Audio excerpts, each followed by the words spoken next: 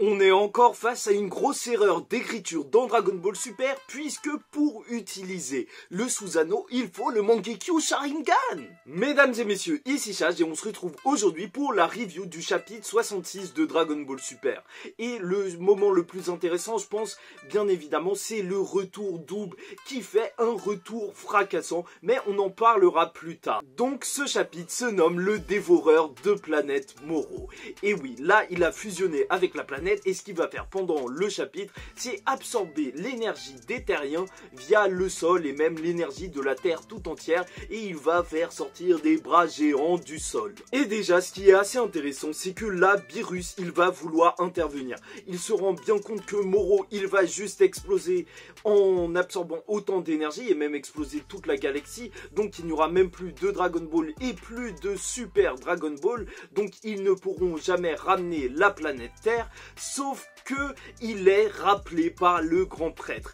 Et c'est chaud, c'est chaud. Est-ce que c'est un futur arc où Beerus et Myrus devront être sauvés par Goku et la Z-Team? Ça, franchement, j'en ai grave envie. Et c'est pour ça que ça me hype. Après, concernant le chapitre en lui-même, il se passe beaucoup de choses. Et c'est un rythme assez bon, en fait. Quand tu lis, tu vois pas le temps passer. Mais c'est peut-être trop rushé sur la fin, sur la mort de Moro. Bref, il y a Whis qui va dire à Goku: ouais, là, il faut vraiment que tu l'arrêtes, aie confiance en toi. Et d'ailleurs, je trouve ça assez étrange, en fait. Ok, il lui dit, aie confiance en toi, il faut détruire le cristal. Mais Goku, pour moi, c'est pas un personnage qui a besoin d'avoir confiance en lui. Quand même, c'est pas un gamin de 15 ans, là. On parle d'un daron beaucoup plus vieux et qui est déjà assez fort, qui a déjà sauvé l'univers plusieurs fois. Je pense pas qu'il ait besoin de ça. Et avant de partir, Beerus, il va dire à Goku, même si la Terre est détruite, réserve-moi quelques friandises. En gros, je sais pas, mais moi je le vois comme un petit encouragement. Ça m'a fait super plaisir de voir ça.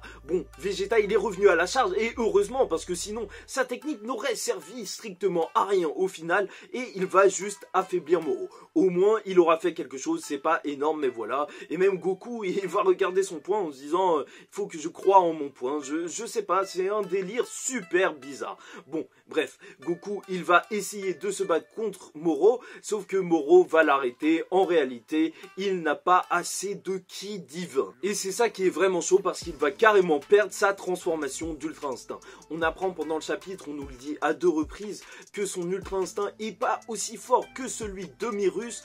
Donc voilà, là il est HS. Et ce que Vegeta va faire, c'est parce que la Z-Team arrive et elle va lui dire un truc assez intéressant. Si tu peux enlever l'énergie de quelqu'un, tu peux peut-être lui en donner en fusionnant des énergies. Et donc ils vont lui passer toute leur énergie, mais Goku n'arrivera juste à se transformer en Goku Blue.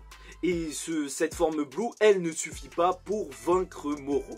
Et c'est à ce moment-là que tu as l'explication que Dende, lui, il n'a pas encore assez d'énergie divine vu qu'il vient d'être Kaio, mais l'énergie divine va provenir de Oob. Et là, c'était inattendu. En réalité, ils expliquent que le Daikaioshin, il était à l'intérieur de Boo, et donc il était aussi à moitié à l'intérieur du Boo maléfique.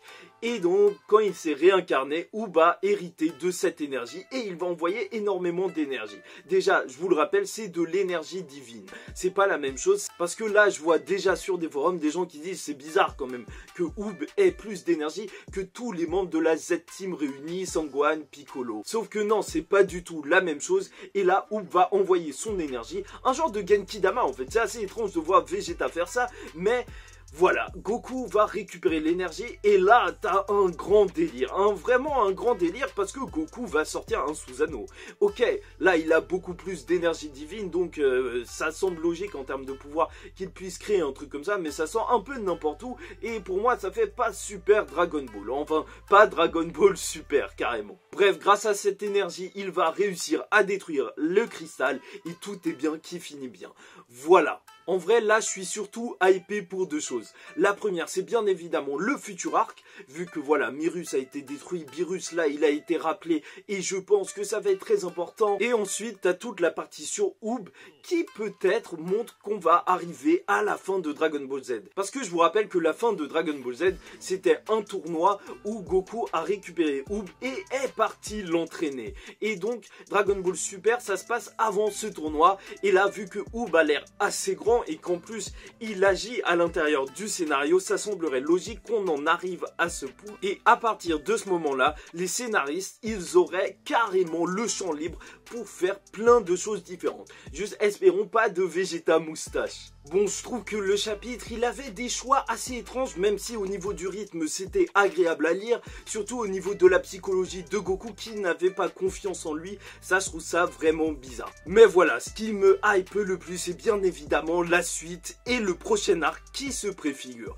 Franchement, j'attends que ça, le combat contre les anges peut-être, mais en tout cas, les répercussions, parce que c'est vrai que Beerus ou Whis sont beaucoup trop intervenus sur le destin de la Terre. Bon, c'est tout pour moi, c'était un plaisir de vous faire cette vidéo. Si vous avez apprécié, likez, n'hésitez pas à commenter, partager la vidéo et surtout abonnez-vous si vous êtes fan de Dragon Ball Super parce que j'en parle chaque mois et même d'autres mangas parce qu'on lit des mangas ici et on en fait la review. Bon, en attendant le mois prochain et la suite de cette intrigue, je vous dis ciao tout le monde et paix sur vous.